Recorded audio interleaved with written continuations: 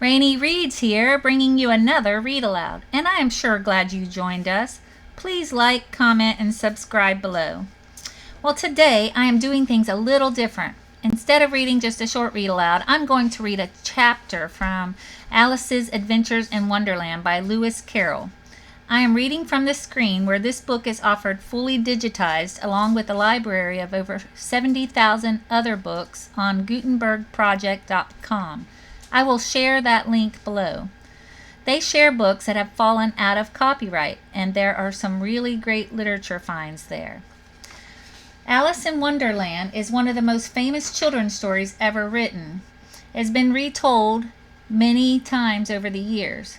I'm going to be reading the original version, published way back in 1865. This is a fantasy genre, and some characteristics of fantasy include that the characters may not look or act like real people, and sometimes they even are depicted as animals. The setting may be a strange or unusual place, and things that happen in the book may not really be able to happen in the real world. I think this story definitely falls into fantasy. Anyways, after reading, I will be going over some comprehension and activities, like a little study guide, so that we can really delve into this book. Stick around for that, or just come back for the read alouds or the next chapter. Let's go. First, we'll look at the table of contents. There's 12 chapters that we'll go through. Like today, we'll be doing chapter 1, Down the Rabbit Hole. Let's get started. Chapter 1, Down the Rabbit Hole. Alice was beginning to get very tired of sitting by her sister on the bank and of having nothing to do. Once or twice she had peeped into the book her sister was reading, but it had no pictures or conversations in it. And what is the use of a book, thought Alice, without pictures or conversations? So she was considering in her own mind, as well as she could, for the hot day made her feel very sleepy and stupid, whether the pleasure of making a daisy chain would be worth the trouble of getting up and picking the daisies, when suddenly a white rabbit with pink eyes ran close by her. There was nothing so very remarkable in that, nor did Alice think it so very much out of the way to hear the rabbit say to herself, oh dear, I shall be late." When she thought it over afterwards, it occurred to her that she ought to have wondered at this, but at this time it all seemed quite natural.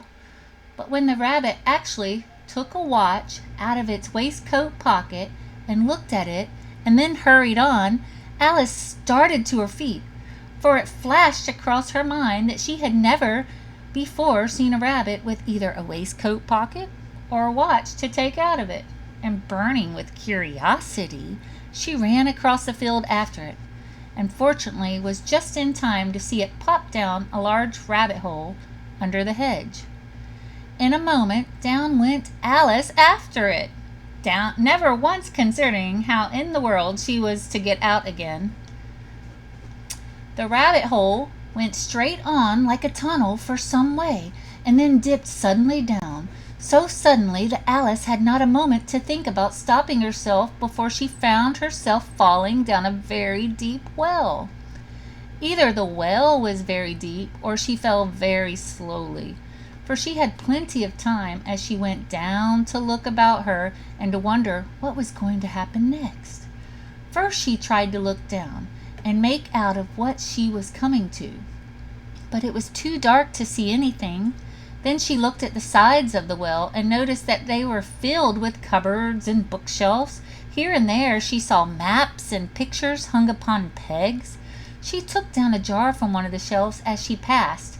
It was labeled orange marmalade, but to her great disappointment it was empty. She did not like to drop the jar for fear of killing somebody underneath, so managed to put it into one of the cupboards as she fell past.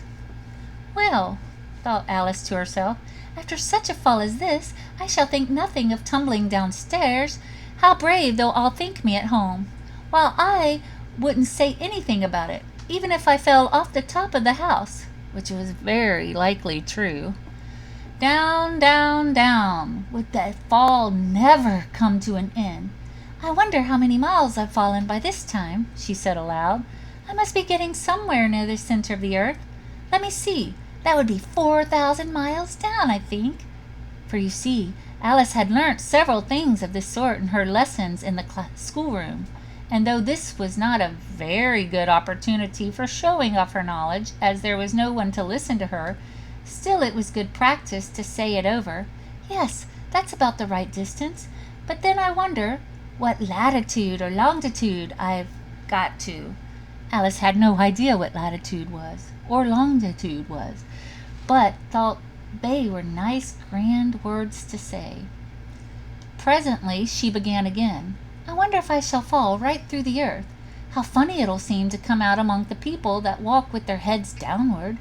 The antipathies, I think. She was rather glad there was no one listening this time, as it didn't sound at all the right word. But I shall have to ask them what the name of the country is, you know. Please, ma'am, is this New Zealand or Australia? And she tried to curtsy as she spoke. Fancy curtsying as you're falling through the air. Do you think you could manage it? And what an ignorant little girl she'll think me for asking. No, it'll never do to ask. Perhaps I shall see it written up somewhere. Down, down, down. There was nothing else to do, so Alice soon began talking again. Dinah will miss me very much tonight, I should think. Dinah was the cat. I hope they'll remember her saucer of milk at tea time. Dinah, my dear, I wish you were down here with me. There are no mice in the air, I'm afraid, but you might catch a bat, and that's very like a mouse, you know. But do cats eat bats, I wonder? And here Alice began to get rather sleepy, and went on saying to herself in a dreamy sort of way, Do cats eat bats? Do cats eat bats? And sometimes, do bats eat cats? For you see, as she couldn't answer either question, it didn't much matter which way she put it. She felt that she was dozing off, and had just begun to dream that she was walking hand in hand with Dinah, and saying to her very earnestly, Now, Dinah, tell me the truth. Did you ever eat a bat? When suddenly, thump, thump, down she came upon a heap of sticks and dry leaves, and the fall was over. Alice was not a bit hurt, and she jumped up to her feet in a moment. She looked up, but it was all dark overhead. Before her was another long passage, and the white rabbit was still in sight, hurrying down it. There was not a moment to be lost. Away went Alice like the wind, and was just in time to hear it say as it turned a corner, Oh, my ears and whiskers, how late it's getting. She was close behind it when she turned the corner, but the rabbit was no longer to be seen. She found herself in a long, low hall which was lit up by a row of lamps hanging from the roof. There were doors all around the hall, but they were all locked, and when Alice had been all the way down one side and up the other, trying every door, she walked sadly down the middle, wondering how she was ever to get out again. Suddenly she came upon a little three-legged table, all made of solid glass. There was nothing on it except a tiny golden key, and Alice's first thought was that it might belong to one of the doors of the hall.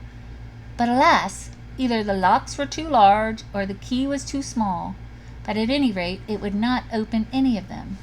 However, on the second time around, she came upon a low curtain she had not noticed before, and behind it was a little door about 15 inches high. She tried the little golden key in the lock, and to her great delight, it fitted.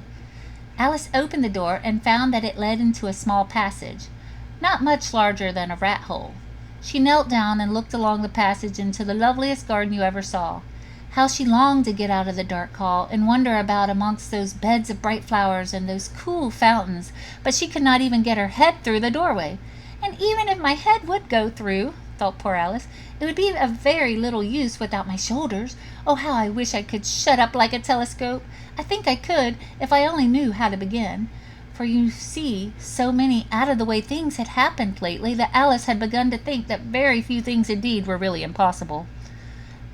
There seemed to be no use in waiting by the little door, so she went back to the table, half hoping she might find another key on it, or at any rate a book of rules for shutting people up like telescopes. This time she found a little bottle on it, which certainly was not here before, said Alice, and round the neck of the bottle was a paper label with the words, Drink Me, beautifully printed on it in large letters. It was very well to say, "Drink me," but the wise little Alice was not going to do that in a hurry. "Now I'll look first," she said, "and see whether it's marked poison or not," for she had read several nice little histories about children who had got burnt and eaten up by wild beasts and other unpleasant things, all because they would not remember the simple rules their friends had taught them, such as that a red-hot poker will burn you if you hold it too long, and that if you cut your finger very deeply with a knife, it usually bleeds. And she had never forgotten that. If you drink much from a bottle marked poison, it is almost certain to disagree with you, sooner or later. However, this bottle was not marked poison, so Alice ventured to taste it, and finding it very nice, it had in fact a sort of mixed flavor of cherry tart, custard, pineapple, roast turkey, toffee, and hot buttered toast. She very soon finished it off. "What a curious feeling," said Alice. "I must be shutting up like a telescope." And so it was indeed. She was now only 10 inches high, and her face brightened up at the thought that she was now the right size for going through the little door into the lovely garden. First, however, she waited for a few minutes to see if she was going to shrink any further. She felt a little nervous about this, for it might end, you know, said Alice to herself, in my going out altogether like a candle. I wonder what I should be like then. And she tried to fancy what the flame of a candle is like after the candle is blown out, for she could not remember ever having seen such a thing. After a while, finding that nothing more happened, she decided on going into the garden at once. But alas, for poor Alice, when she got to the door, she found she had forgotten the little golden key.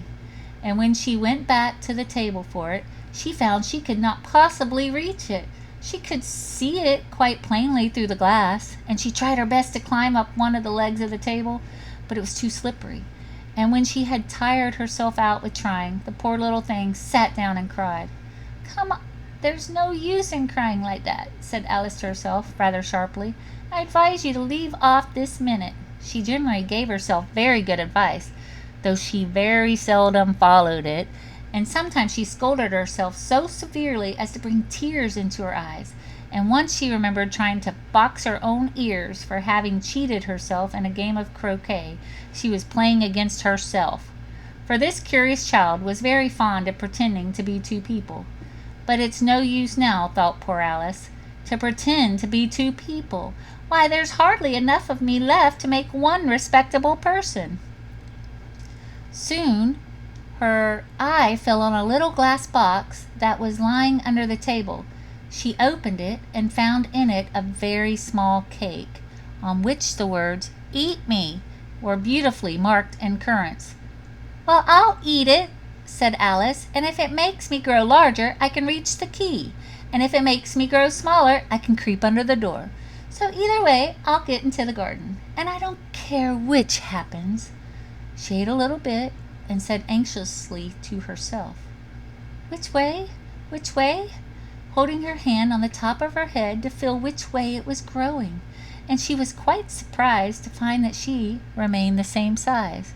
To be sure, this generally happens when one eats cake, but Alice had got so much into the way of expecting nothing but out of the way things to happen that it seemed quite dull and stupid for life to go on in the common way. So she set to work and very soon finished off the cake. Well, thank you for joining for Chapter 1 Read Aloud. You can join me again for when I read Chapter 2 if you'd like to subscribe and you'll be notified, or you can stay tuned for a study session that I have included.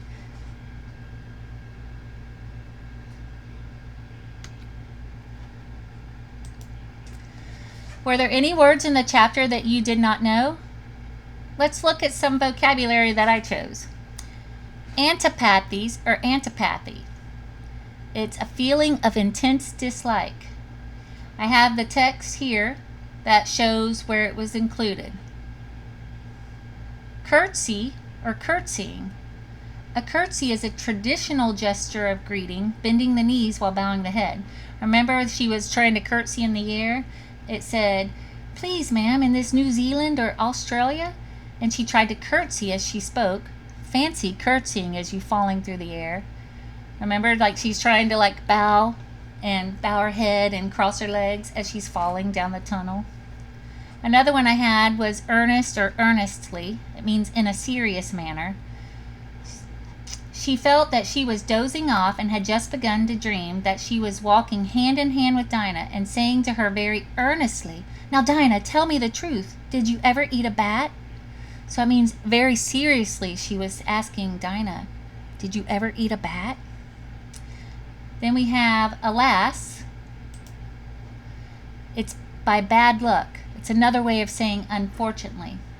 Suddenly she came upon a little three-legged table, all made of solid glass. There was nothing on it except a tiny golden key, and Alice's first thought was that it might belong to one of the doors of the hall. But alas, either the locks were too large or the key was too small.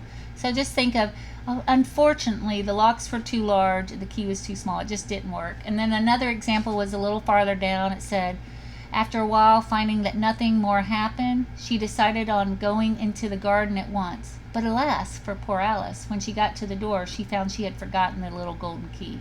Unfortunately, she forgot the key. And remember, then she was too little to reach it off the top of the table. And croquet. Croquet, a game in which players using mallets drive wooden balls through a series of hoops, and it's usually not played by oneself. The text said, for having cheated herself in a game of croquet, she was playing against herself. Because she pretended to be two people sometimes. Who else here has played croquet before? Let's ask some questions. Do you remember the jar that Alice took off the shelf? What did it say on it? I'm going to let you look here at the text, and you can either write down or just think in your head or even reply in the comments. You know, if you want to share discussions on the answers and we can have like a little book study. It says, she took down a jar from one of the shelves as she passed. It was labeled orange marmalade, but to her great disappointment, it was empty. Alice talked about her cat. What was the cat's name? Anybody remember? Here's the text if you want to look back. Down, down, down, there was nothing else to do, so Alice soon began talking again. Dinah'll miss me very much tonight, I should think. Dinah was the cat. How many legs did the table have? What did Alice find on the table? Using inference, what do you think the text is telling you? Look at the text and make an inference about what the key will open. What will the key open, you guys? What did the bottle say on it? And I didn't include this, but who remembers what the cake said? What did Alice say to mean that she was shrinking? I want you to find this in the text proof. What a curious feeling, said Alice. I must be shutting up like a telescope. And so it was indeed. She was now only 10 inches high. Shutting up like a telescope. Telescopes extend to be really long. And when you shut it up, it shrinks it down. Which type of figurative language does this line contain? You have, remember, the figurative language is simile, metaphor, personification, onomatopoeia, oxymoron, hyperbole, allusion, and idiom. What type does this use? I must be shutting up like a telescope. Do you know? Explain your answer. Now, I'm going to also include some questions and items that you can write on, like maybe have a little journal going for this book. That would be fun. And then you can write the questions. You can pause whenever you need to write. You can answer them in your head. Maybe you can share your answers in the discussion. But first, let's give this chapter a new title. Second, I want you to draw a picture of Alice. And then I want you to find text evidence that gives a physical description. Hint, there is not many physical descriptions of Alice in Chapter 1. Number 3, which genre best fits this story and why? What in this story makes the genre you chose? Which point of view is this chapter told? Number 5, List at least one time the author used repetition. Why do you think the author used repetition in your example? You can list more than one if you'd like. There are several. Number 6, give a one-sentence summary of this chapter. Describe what happens. Number 7, would you have jumped down the rabbit hole? Would you have? Why would you have jumped down the rabbit hole? Or why wouldn't you have? That's a little bit of creative writing. See if you can write 3 to 5 sentences on that. Make a little story. Even draw a picture. Number 8, Alice describes what the bottle that says "drink me" tastes like. Remember, she named off like 6 things. It was like turkey and buttery toast, all kinds of stuff. Name 3 flavors that are your favorite. Number 9, let's look at Alice's character traits. Name 3 adjectives that describe Alice. I'll name 1, and don't count that as part of your 3. I'll name playful. You name 3 more. All right, well, thank you for joining me with this read aloud of Chapter 1 of Alice's Adventures in Wonderland, written by Lewis Carroll. Please subscribe so you will be notified when I put out the read aloud of Chapter 2, and I'll try to get study items to go with each chapter. Please like, comment, and subscribe. I really think it would be fun to have some comments that really get into some discussions of this chapter, what you liked about it, what you're excited to maybe see in the next chapter, what, just let's get really creative with it and enjoy this story. Thank you.